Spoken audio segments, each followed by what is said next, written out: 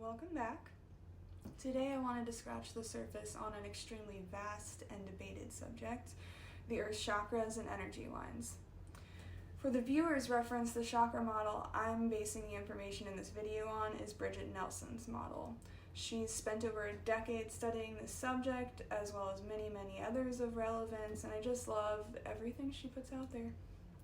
I think reviewing this information side by side with our own chakras and energetic meridian lines will be a beautiful way to acknowledge the ancient order as above, so below, by yet again admiring the parallels we find within ourselves and nature. Just as our vessels consist of energetic vortexes and energy lines, as acknowledged for thousands of years by ancient medicine, our home, our host Gaia, has an energy system that mirrors our own. Well, rather ours mirrors hers. With chakras on certain points of the planet and energetic ley lines that eerily resemble our body's meridian lines acknowledged in Chinese and Ayurvedic medicine. Keeping what we know in mind, it's both humbling and inspiring to dive deep into this subject. I've always gone on about our planet being a large-scale version of our own bodies, and on that scale, we're one of the trillions of cells that make up her body. I don't know if any of you watched Osmosis Jones as a kid, but yeah, like that. And that was just a revelation I had about physical reality. To acknowledge yet another layer within the mirror has filled my heart with so much wonder and joy. Our planet has 7 main chakras, just like our own, located in various parts of the planet. And just as our chakras vibrate at a specific frequency that gives life to specific attributes and functions, so does Gaia's. It's believed when you immerse yourself in the energy of these places, you become aligned to the frequency of that place or chakra point that you're sitting in. Not only that, but they stabilize our planet's energy and regulate the electromagnetic field. These points tie into and connect with vortexes, forming a divine crystalline grid around the planet. It's actually the same grid that Tesla was aware of and was inspired by when he tried to create his free energy model. There is a difference between Earth's chakras and vortexes, by the way, which I will elaborate briefly on this episode. Real quick, her chakra points are where energy funnels down into the planet. They carry kind of a lucid dream, spirit realm type energy. And vortexes are places of concentrated energy that spiral up, out of the planet.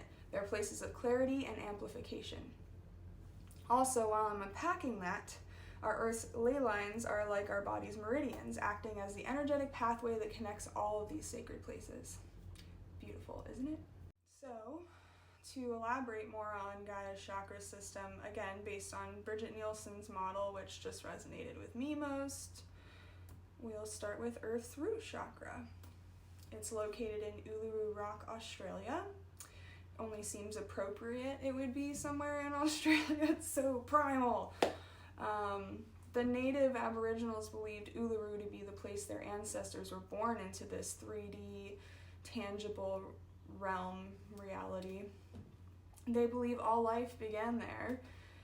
So like our own root chakra, this place emanates our earthy, primal energy and our connection and security within this reality.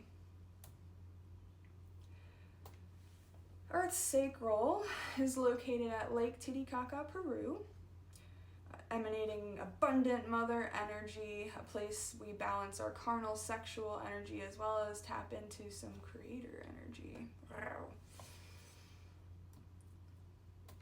Solar plexus. It's located in Mount Fuji, Japan. Our solar plexus is responsible for governing our willpower and our self-esteem.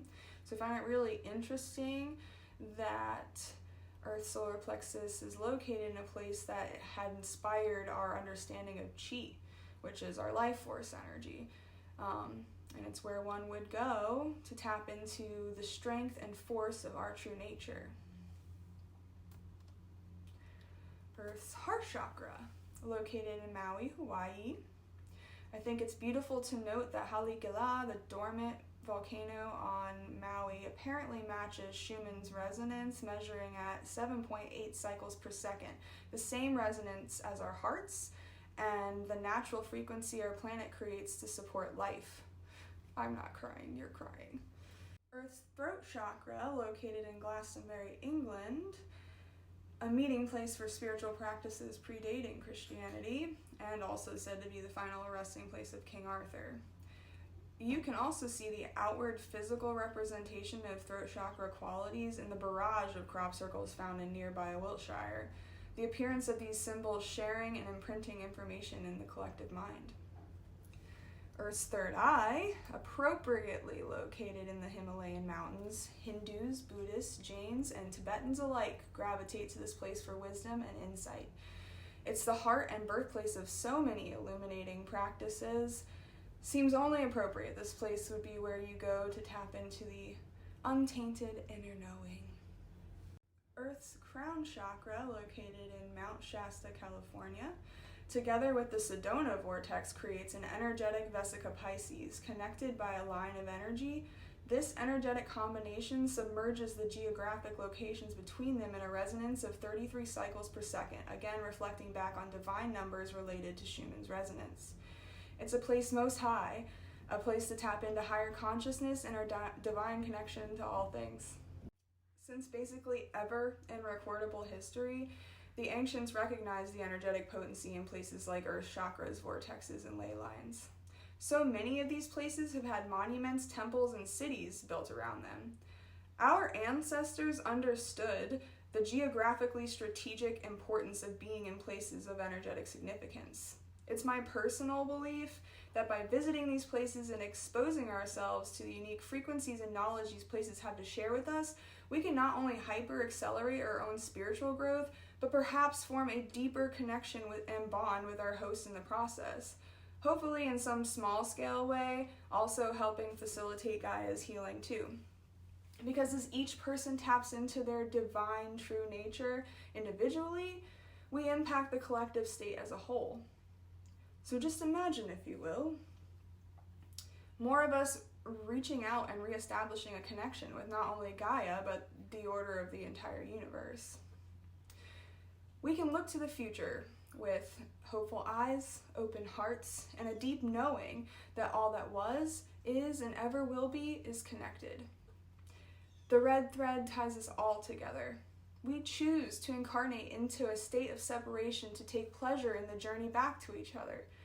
Our journey back to oneness. Surely this venture into actualizing a divine connection already encoded within us could be an outlet of value to anyone seeking a deeper understanding of ourselves and the universe. I will revisit this subject again later so we can dive deeper into some of Earth's vortexes and ley lines together. But with plenty to digest and process already, I will end today's video with that. I hope the stimulating subject matter added a little magic to your day. We are so much more than we know. My wish for all of us is that we start to remember and find our way back to each other. Sending all my love, you guys. Until next time.